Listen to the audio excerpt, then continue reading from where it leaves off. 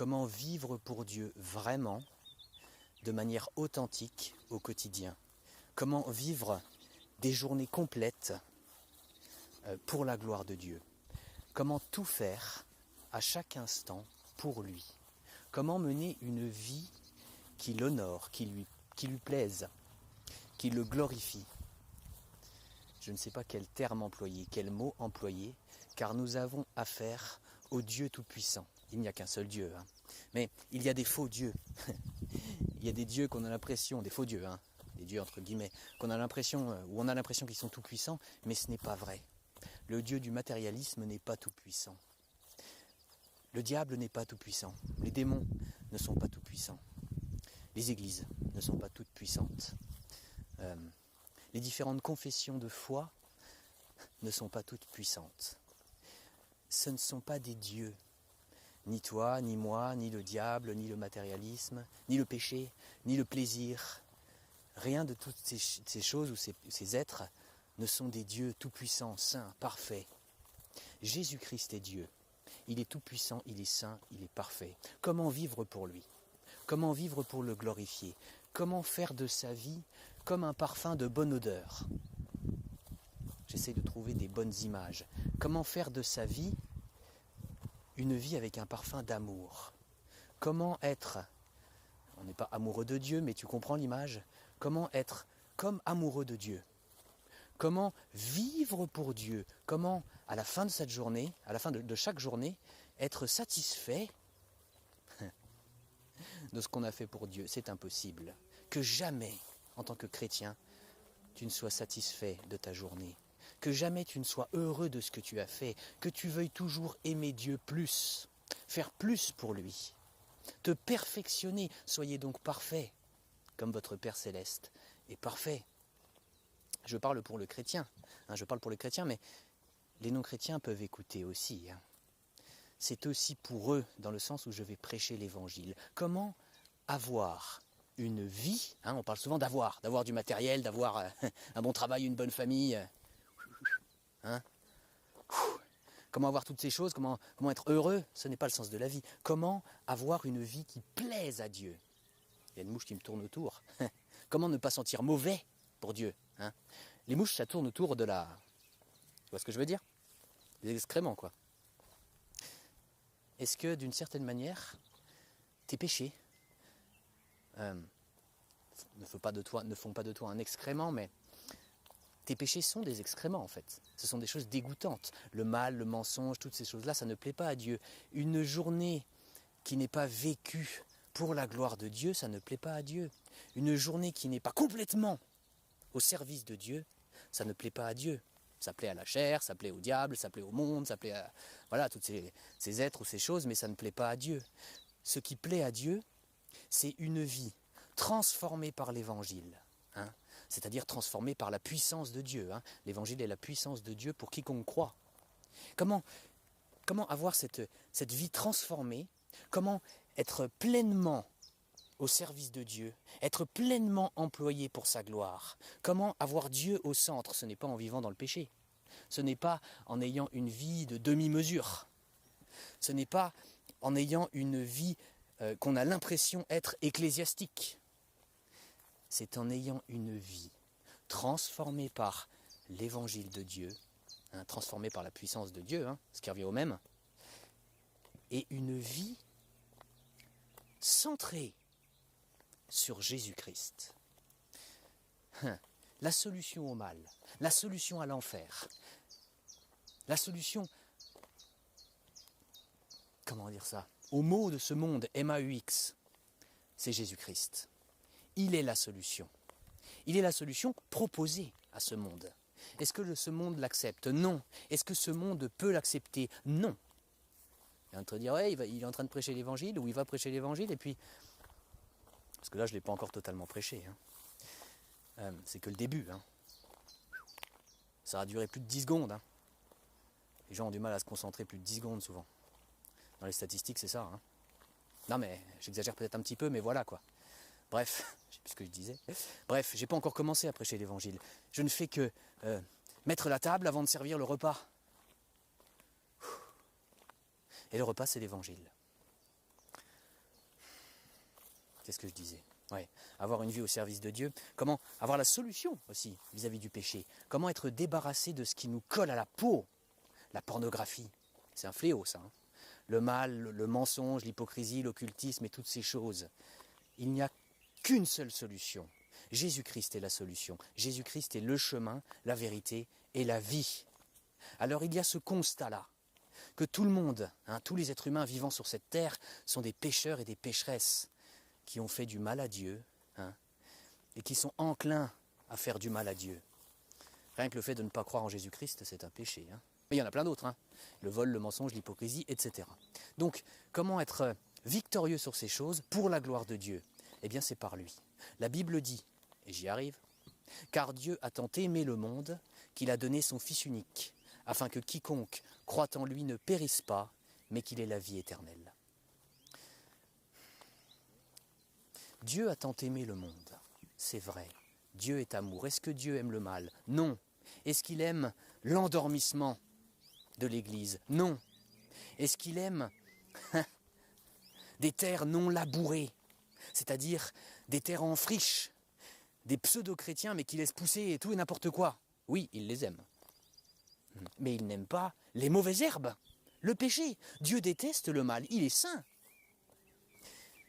Dieu est juste aussi. Et il est merveilleux. Alors ça mène à quoi tout ça? Ça mène à quoi? Le péché, Dieu saint et juste. Sans Jésus-Christ, ça mène à l'enfer. L'enfer sera un lieu de souffrance éternelle où il y aura des pleurs et des grincements de dents. Pour l'éternité, ça ne s'arrêtera jamais, des souffrances sans repos et sans répit. Voilà la conséquence éternelle d'une vie sans Jésus-Christ en tant que Dieu, en tant que Seigneur et en tant que Sauveur. Dieu est juste et il punira les pécheurs et les pécheresses qui ne seront jamais venus à Jésus-Christ en enfer pour l'éternité. Ça ne s'arrêtera jamais. Ça c'est un constat, c'est un fait, c'est comme ça. L'homme naturel ne peut pas recevoir les choses de Dieu. C'est un miracle, une conversion. Moi, je ne peux convertir personne. Si tu viens à Jésus-Christ pendant cette vidéo ou après cette vidéo, c'est l'œuvre de Dieu.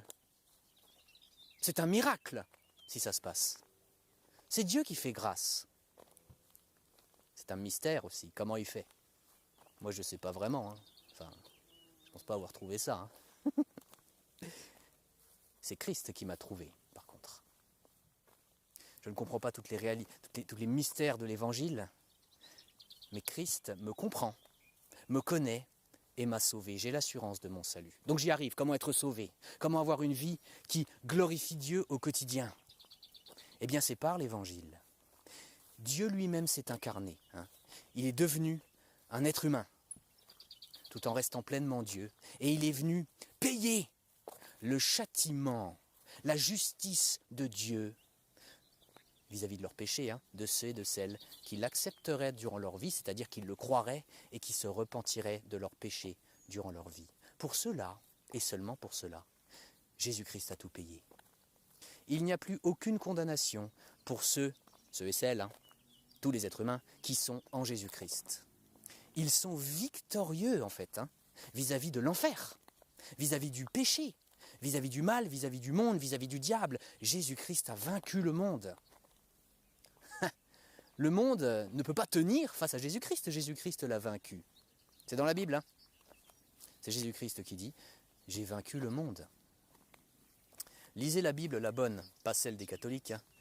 Lisez celle qui contient 66 livres, par exemple, l'édition second 21 ou l'édition second 1910. Alors, Dieu lui-même est venu et il a payé pour ceux et celles qui se convertiraient à lui durant leur vie. Est-ce que tu vas, par la grâce de Dieu, être converti par Dieu? Est-ce que tu vas plier le genou devant Dieu par la grâce de Dieu? Est-ce que tu vas demander pardon à Dieu pour tous tes péchés? Ou est-ce que tu vas rester dans tes péchés, rester dans le mal, rester dans cette vie qui ne glorifie pas Dieu au quotidien, mais qui glorifie autre chose en fait, ou quelqu'un d'autre? Est-ce que tu vas aller en enfer? Est-ce que tu vas rester dans cette vie qui n'a aucun sens, ou est-ce que tu vas croire en Jésus-Christ bibliquement et te repentir de tes péchés? Si tu viens à Jésus-Christ, si Dieu te convertit, si par la grâce de Dieu tu fais demi-tour vis-à-vis du mal et que tu, par la grâce de Dieu, choisis le camp du bien, alors plus tard, quand ta vie sera terminée, tu iras au paradis et tu vivras toute l'éternité pour la gloire de Dieu sans plus jamais aucune souffrance. Dieu est le centre. Que tu sois chrétien ou non d'ailleurs. Dieu est le centre. Jésus-Christ est Dieu, il est le centre. Il est le maître de l'univers. Toi, tu n'es pas le centre. Et si tu te fais le centre de ta propre vie, si c'est toi et tes possessions, ça n'a aucun sens en fait. Tu prends la place de Dieu. Tu crois que Dieu punit ça comment? Non mais, quelqu'un qui reste comme ça toute sa vie, c'est l'enfer. Ce sera l'enfer au futur. Alors, qu'est-ce qu'il faut croire et comment se repentir? Eh bien, il faut que tu crois. Prends ton temps pour bien écouter et bien accepter tout cela, selon la volonté et selon la grâce de Dieu. Il faut que tu crois que Jésus-Christ est Dieu. Il est bel et bien Dieu, le Dieu vivant. Le Dieu créateur, il est Adonai, El Shaddai, il est ton créateur, il est ton Dieu, il faut que tu le crois. Il faut que tu crois aussi que Jésus-Christ est le seul et unique, c'est une répétition qui veut dire la même chose, mais qu'il est le seul, Fils de Dieu, et qu'il est l'unique Fils de Dieu. Ça veut dire la même chose. J'essaye de bien prendre mon temps, en fait, sur chaque point. Il faut que tu crois aussi que Jésus-Christ est venu sur terre en tant que 100% homme et 100% Dieu pour venir payer, qu'il est venu sur terre pour payer pour tous tes péchés en tant que 100% homme et 100% Dieu. Il faut que tu crois que Jésus-Christ a souffert pour tous tes péchés. Il faut que tu crois que Jésus-Christ est mort pour tous tes péchés sur la croix. Il faut que tu crois que Jésus-Christ a été enseveli une fois qu'il était mort, évidemment, c'est-à-dire qu'il a été mis au tombeau. Il faut que tu crois que Jésus-Christ a payé toute la justice de Dieu pour tous tes péchés à ta place. Tout est réglé. Voilà ce qu'il faut que tu crois. Il faut que tu crois que Jésus-Christ a payé ton enfer éternel à ta place. Et je ne dis pas que Jésus-Christ est allé souffrir en enfer. Ça, je n'ai pas trouvé d'endroit où c'est écrit dans la Bible. Mais ce que je te dis, c'est qu'il faut que tu crois que Jésus-Christ a payé ton enfer éternel à ta place. C'est-à-dire qu'il a réussi à payer ta punition illimitée en un temps limité. Je le répète, il faut que tu crois que Jésus-Christ a réussi à payer ta punition illimitée, une éternité de souffrance, en un temps limité. Et il faut que tu crois que Dieu a ressuscité Jésus-Christ au 3e jour, et que Jésus-Christ est vivant pour toujours, que Jésus-Christ est victorieux sur le monde, sur le diable, sur la mort, sur le péché, sur le mal. Et la deuxième chose qu'il faut que tu fasses, si tu as accepté de croire tout ce que je viens d'expliquer là, c'est de te repentir vraiment, sincèrement, de manière authentique devant Dieu. Pas devant un prêtre, ok ? Devant Dieu directement. C'est-à-dire qu'il faut que tu prennes un temps. Et il faut que tu cites tes fautes, tes péchés à Dieu, et il faut que tu lui demandes pardon. Il faut que tu lui dises combien tu regrettes de lui avoir fait du mal par tes péchés, par tes fautes. Et il faut que tu t'engages devant Dieu, évidemment, à ne plus recommencer à pratiquer le péché sous n'importe laquelle de ses formes. Alors, prends un temps, mets pause à cette vidéo, prends un temps devant Dieu, cite-lui tes fautes, cite-lui tes péchés, même s'il les connaît déjà, cite-lui tout ça et demande-lui pardon. Mets pause maintenant et pratique cette repentance.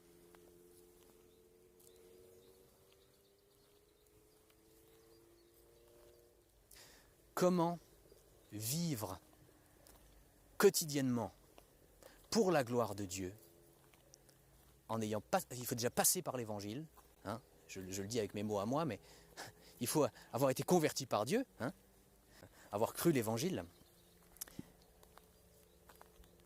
Il faut avoir cru l'évangile pour soi-même et il faut s'être repenti de ses péchés.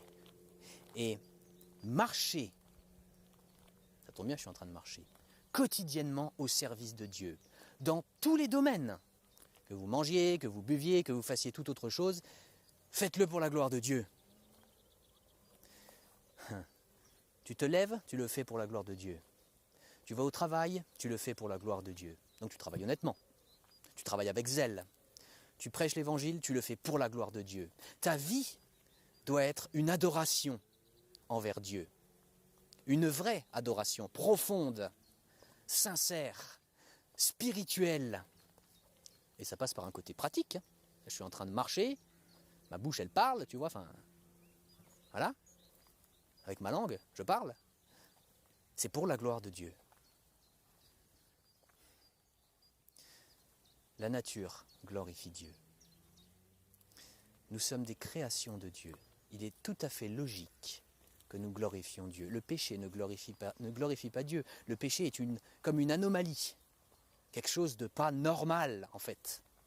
Quelqu'un qui n'est pas chrétien, ce n'est pas normal. Ça fait partie du plan de Dieu, bien sûr. Mais ce n'est pas normal, ça ne plaît pas à Dieu. Ce n'est pas dans l'ordre, entre guillemets, des choses. Tu comprends ce que je veux dire? C'est mauvais. Ça ne fonctionne pas, quoi. Enfin, je sais pas, moi, une voiture sans roue, c'est pas très logique, quoi. Ou une voiture sans essence, ou sans moteur. Plutôt sans moteur. Enfin, voilà. Quelqu'un sans Christ, c'est comme une voiture sans moteur, ou sans roue. Ça va pas avancer, hein. Et sa destinée, si elle n'a pas de moteur ou pas de roue, c'est la casse. C'est clair? Partage cette vidéo. Si tu es chrétien ou chrétienne, évidemment. Répands l'évangile. Si tu es chrétien ou chrétienne. Je ne demande pas aux non-chrétiens et aux non-chrétiennes de faire ça, hein. Dieu est le Créateur. Nous sommes tout petits devant lui.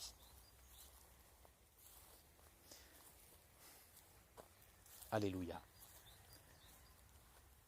Gloire au Dieu saint, parfait, au seul Dieu qui existe, Jésus-Christ. Dieu le Père, Dieu le Saint-Esprit, Dieu le Fils, et il n'y a qu'un seul Dieu. Oui, je sais, c'est compliqué à comprendre. Gloire à ce Dieu-là. Tous les autres dieux sont des faux dieux. Ce sont des mensonges. Gloire à Dieu.